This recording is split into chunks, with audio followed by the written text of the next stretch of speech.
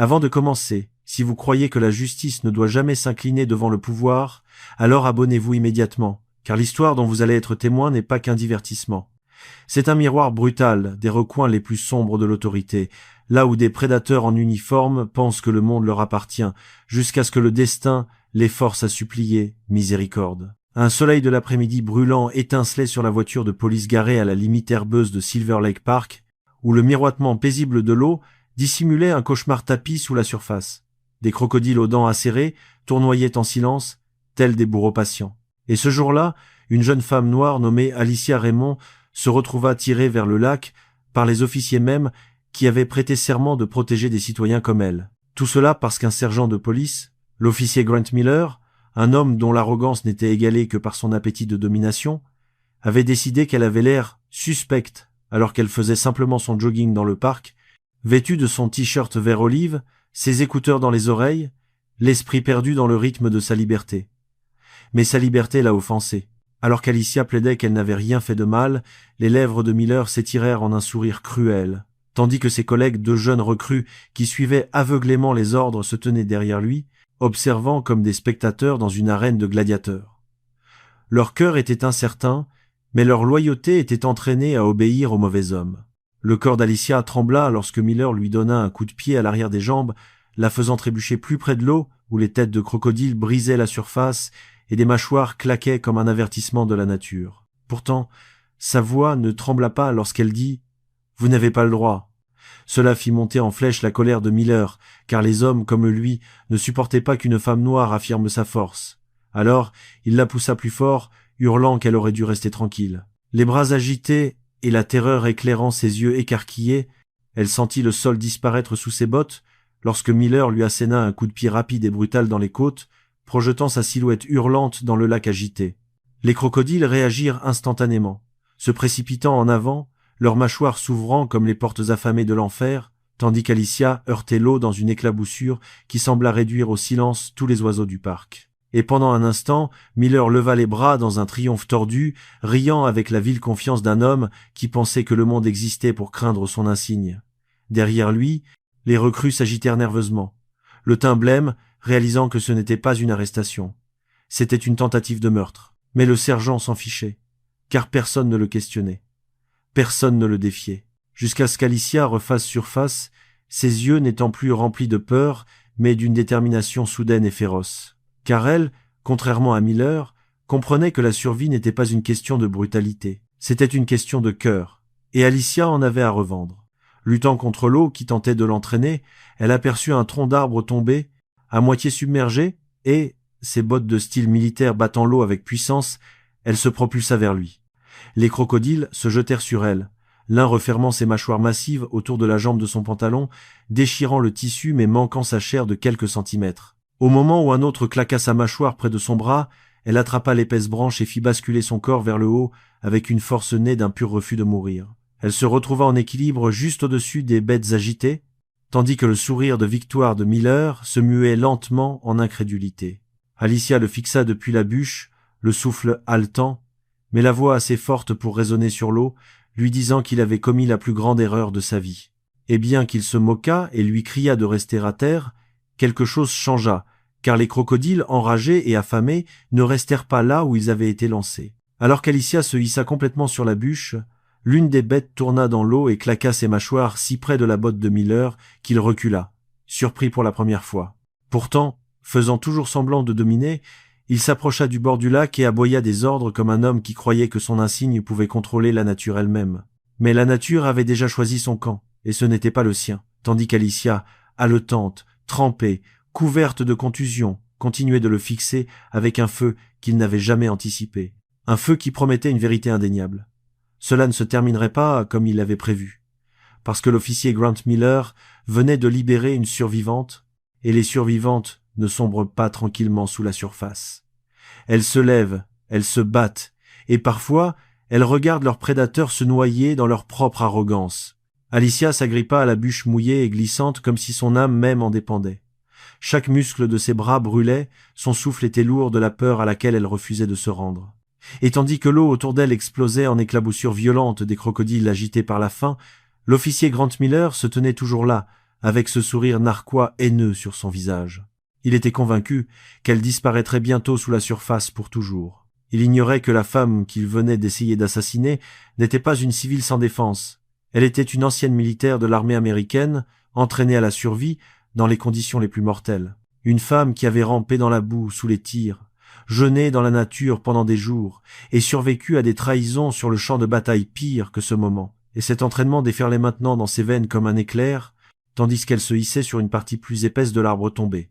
Alicia arracha ses lacets de bottes avec des doigts tremblants et les noua ensemble, non pas pour s'échapper, mais comme un fouet primitif pour maintenir les prédateurs à distance. Mais Miller et les deux jeunes officiers, Jenna et Cole, la regardaient avec des émotions contradictoires. Alors que l'anxiété des recrues grandissait comme une tempête sur le point d'éclater, Miller aboya des ordres alimentés par l'ego et l'adrénaline, hurlant qu'elle résistait à l'arrestation et méritait chaque seconde de terreur. Pourtant, même lui tressaillit, lorsqu'un grand crocodile tourna sa puissante queue et éclaboussa d'eau ses bottes fraîchement cirées. Pour la première fois, une contraction nerveuse tira au coin de son œil. Mais au lieu de battre en retraite, il s'avança, enragé, lui criant d'arrêter de bouger et d'accepter son destin comme les criminels devraient le faire. Une phrase si sombre et corrompue que le cœur de Jenna se fissura dans sa poitrine, car ce n'était pas du maintien de l'ordre. C'était de la torture, et ils le savaient tous. Pendant ce temps, l'esprit d'Alicia fonçait à la vitesse militaire, calculant les angles, la distance, le nombre de crocodiles et même leur temps de réaction. Elle se souvenait exactement comment manipuler les prédateurs pour qu'ils changent de cible. Et juste au moment où un crocodile s'élança à nouveau, elle frappa la branche contre l'eau de toutes ses forces, envoyant des vibrations à travers le lac qui firent tourner les bêtes droit vers l'homme qui l'avait mise là. L'arrogance de Miller faiblit enfin, et il trébucha en arrière, manquant de glisser lorsque son talon s'enfonça dans la berge boueuse et molle, le forçant à confronter l'horrible vérité. Les prédateurs ne faisaient pas la différence entre la victime et l'agresseur quand le sang était dans l'air.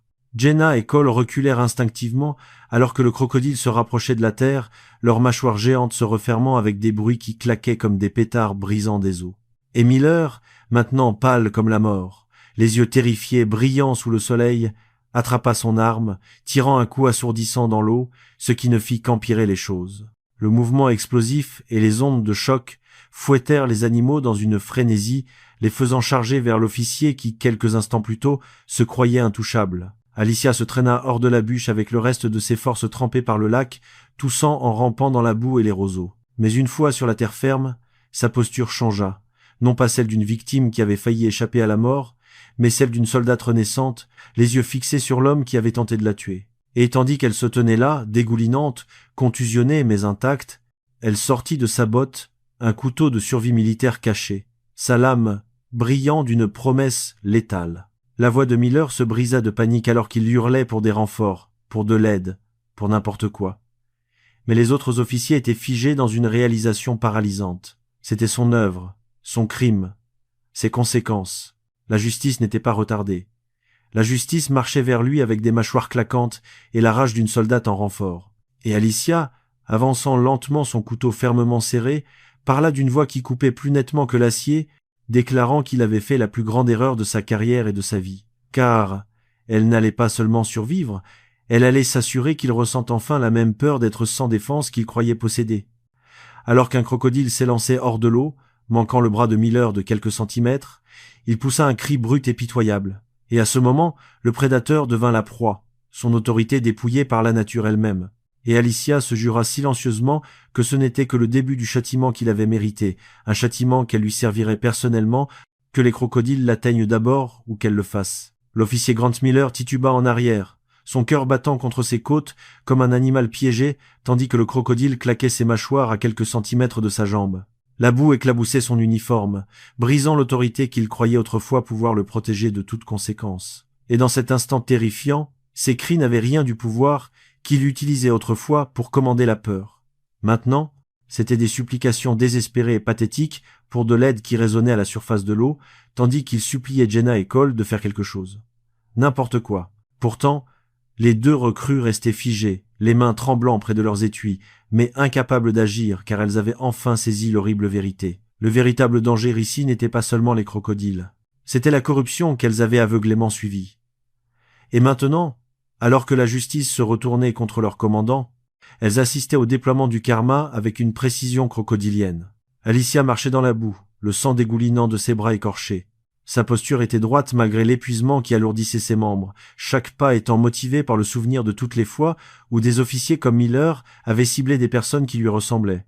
Des hommes et des femmes noires innocents traités comme des monstres, tandis que les vrais monstres se cachaient derrière des insignes et des ordres. Et maintenant, elle observait avec une fureur froide l'officier, autrefois dominant, s'éloigner des mâchoires qui claquaient, tombant sur le dos et glissant vers l'eau où d'autres crocodiles se rassemblaient avec une patience effrayante. Leurs yeux dorés étaient entièrement concentrés sur l'homme terrifié qui s'était moqué de leur faim. « S'il vous plaît, Alicia, s'il vous plaît, ne les laissez pas me manger !» cria-t-il, sa voix brisée par la terreur.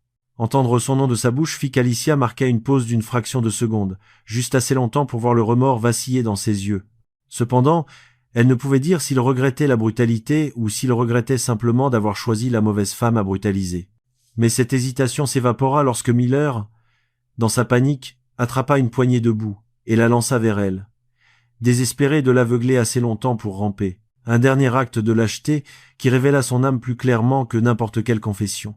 Alicia essuya la boue de sa joue, sa mâchoire se serrant alors qu'elle avançait plus vite, forçant Miller à faire volte-face et à courir maladroitement le long de la berge, ses bottes s'enfonçant dans l'herbe mouillée avec des bruits de succion bruyants, tandis que les crocodiles se jetaient après lui dans une course entre prédateurs et punition. Soudain, depuis la lisière des arbres, un halètement lointain retentit.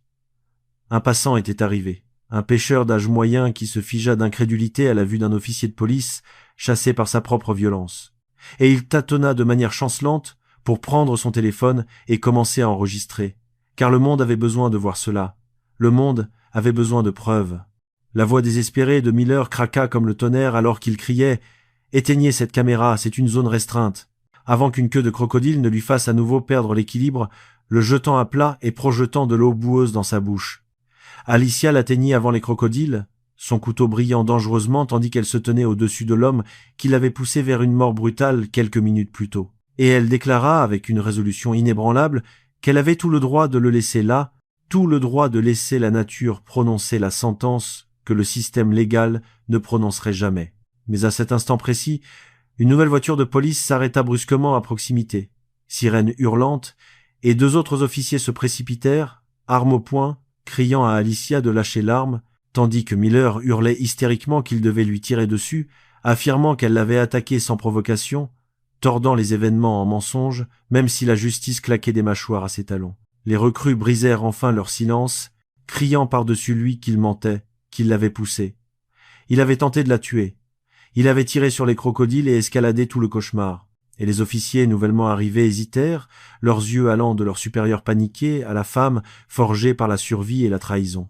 La tension s'épaissit comme de la fumée jusqu'à ce qu'un autre crocodile s'élance, forçant Miller à donner des coups de pied et à se débattre en arrière dans les bras d'un officier qui dut le traîner loin, juste pour garder ses jambes intactes. Alicia, la poitrine soulevée, regarda la scène chaotique, des armes pointées dans toutes les directions. Un officier sanglotant pour sa vie, des crocodiles refusant de laisser leur proie s'échapper facilement, et réalisa que le destin avait inversé toute la structure du pouvoir juste devant eux. Que ce moment était plus grand que la peur ou la vengeance. C'était la vérité mise à nu. Lorsque l'oppression est acculée, elle montre sa forme la plus vraie, et lorsque la force s'élève d'un lieu de lutte, elle devient imparable. Et alors que Miller suppliait encore une fois, des larmes striant la boue sur son visage. « S'il vous plaît, ne me laissez pas mourir ici. » Alicia croisa son regard, une tempête de justice tourbillonnant dans ses yeux, et dit d'une voix calme, aiguisée par la douleur. « Maintenant, vous savez enfin ce que ça fait d'être sans défense. » Avant de se détourner lentement, laissant la peur elle-même être la force qui le traîna à genoux, laissant l'officier corrompu, tremblant et vivant, mais à jamais changé. Parce que parfois, la punition la plus profonde n'est pas la mort. C'est de vivre avec le souvenir du moment où vous avez dû supplier miséricorde à la vie même que vous avez essayé de détruire. Alors que l'officier Grant Miller était traîné loin de l'eau infesté de crocodiles, trempé de boue et d'humiliation, ses cris se réduisant à de pitoyables gémissements. Le parc entier se transforma en une scène de crime qu'il ne pouvait plus contrôler. Et les mêmes civils qui l'intimidaient enregistraient maintenant chaque seconde de sa chute, avec des téléphones levés comme de petites armes de vérité. Alicia, enveloppée dans une couverture de survie, ses jambes tremblant encore d'adrénaline, regarda les ambulanciers vérifier ses blessures et les officiers documenter les preuves. Pour la première fois depuis qu'il l'avait poussée dans l'eau, elle prit une profonde respiration qui n'avait pas le goût de la peur, car les mensonges s'effondraient rapidement. Les recrues s'avançaient courageusement, avec des déclarations complètes, exposant la brutalité du sergent, tandis que la vidéo virale du pêcheur explosait sur Internet, déclenchant l'indignation à travers le pays et forçant le département de police à une action immédiate. Les yeux de Miller s'agitaient follement alors que les journalistes envahissaient déjà la zone. Leur microphone pointait vers Alicia alors qu'elle était aidée à monter dans une ambulance. Et même si sa voix tremblait, elle parla avec une vérité indéniable, disant au monde qu'elle ne voulait pas de vengeance. Elle voulait de la protection, de l'équité et un avenir où personne de sa couleur de peau n'aurait à craindre un insigne. Et alors que Miller était poussé à l'arrière d'une voiture de patrouille, lui qui portait maintenant des menottes et faisait face à la justice qu'il avait autrefois refusée aux autres, Alicia se promit silencieusement que cela ne serait pas seulement son histoire de survie. Ce serait un carburant pour le changement, pour la reddition de comptes pour chaque vie noire innocente dont les cris avaient été ignorés, et tandis que le soleil se levait lentement au-dessus de l'étang qui avait failli devenir sa tombe, elle réalisa quelque chose de puissant. La fille qui est tombée dans cette eau n'était pas la même femme qui en ressortait. Elle était plus forte, plus audible et déterminée à s'assurer que le prédateur qui se croyait autrefois intouchable n'aurait plus jamais le pouvoir d'entraîner une autre vie vers les mâchoires de la mort.